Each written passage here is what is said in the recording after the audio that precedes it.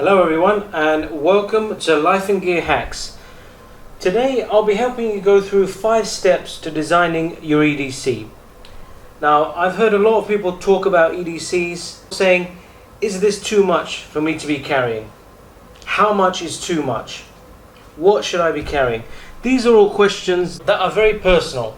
Each person's EDC depends on several factors. Today I'll be going through some of those factors to designing your own EDC that's smart and effective. You don't need to see all the videos and carry everything that everybody else carries. My philosophy on this is it's very much a personal thing. Your EDC is just what you need on a daily basis, not what somebody else needs.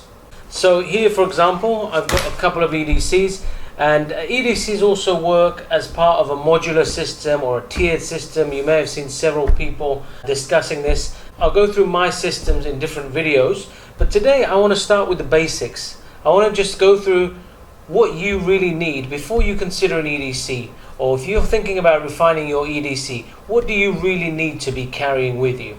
First of all comes some theory. So I want to show you the process that you can take to figure out what you should be carrying in your EDC. 5 steps. Number 1. Understand your EDC context and environment. In the middle here. What are the contextual factors in your life? What does that consist of? What's the context that you'll be carrying your EDC? What are some of the things that take place in your life? So these are all things that you need to be considering. For example, it's important to consider, first of all, your lifestyle. It's also important to consider your family situation. You may also want to take into account the job that you do, the climate that you live in, and the country where you live.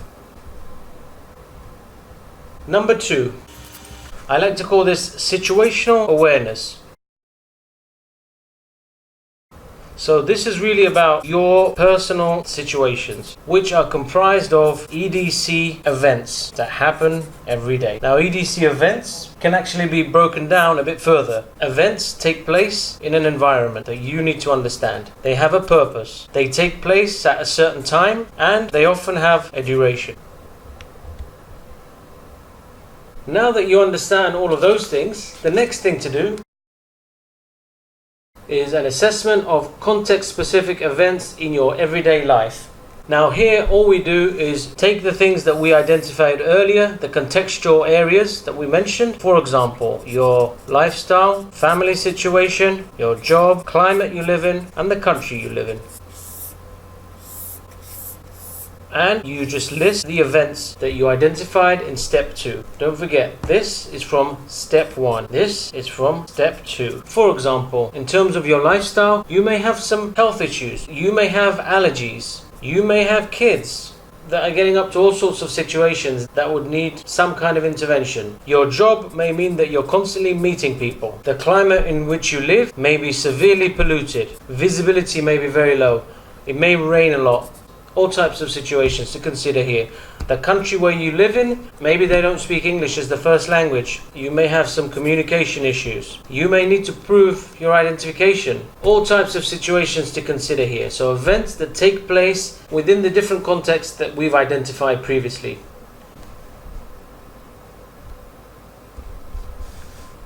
Now, step 4. To make a list of potential items/tools that you can carry in your EDC. Now here we can go back to our list and add another column here, items and tools. And this is essentially step 4. Now, for example, allergies. You can use antihistamines. If you have kids running around all the time, getting their hands and mouths dirty, etc., you could be carrying around wet wipes. You get my idea. Meeting people all the time. You'll need business cards. You live in a very polluted climate. Consider having a face mask. It's raining a lot. You may want to carry an umbrella. Having difficulties communicating where you live, you may want to carry contact details, emergency phrases. You may want to carry around your ID card or passport. So anyway, you get my idea now. This can be a great help to actually identify the individual items that you will be carrying in your EDC. Now, Step 5. Now that you have an idea of your EDC context, the everyday events that are likely to occur, and a list of potential items, you can now ask yourself some questions to help you start building and putting together your EDC. A key thing to do is get inspiration from others. Here I mean you can start to take a look at other people's EDCs and refer back to your system and see, is there something that you've missed from your list that may be handy. In this case, you can work backwards. You can reverse engineer this by looking at the item itself, what situation you may be using that in, and if it falls within your context. This is a great way to go back and review anything that you may have also missed out. Next thing to do is research the tools and items. Now here what I mean is go ahead and be extensive.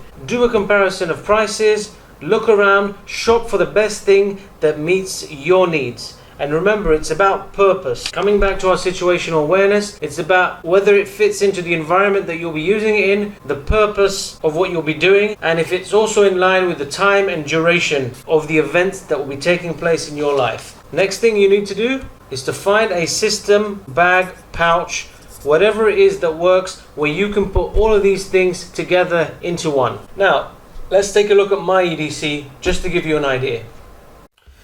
So there you go, guys. This is it. This is my absolutely bare essentials EDC.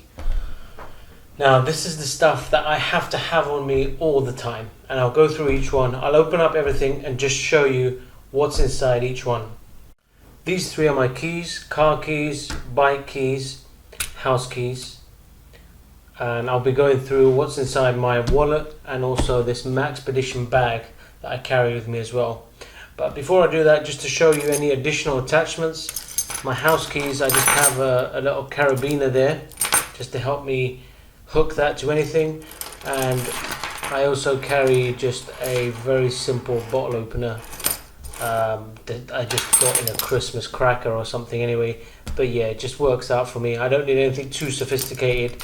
I realize that I need that every now and again. It's just something cheap that I decided to use. Now inside my wallet I have various bits of ID that I need to carry with me all the time. I also have a laminated piece of paper with contact details, emergency contact details on there. Of course I have cash, cards, my health insurance card, and my patient cards for various hospitals in there that I would need with me all the time. Now inside the Maxpedition bag I have, this is a Maxpedition Micro, and I just carry with me hand sanitizer here, insect repellent, and afterbite back here, very essential for my needs. Some cologne down here, very simple roll-on tube there. Some lip care, lip balm, and an inhaler that also has eucalyptus and menthol mixture at the bottom here that you can also conveniently use for bites.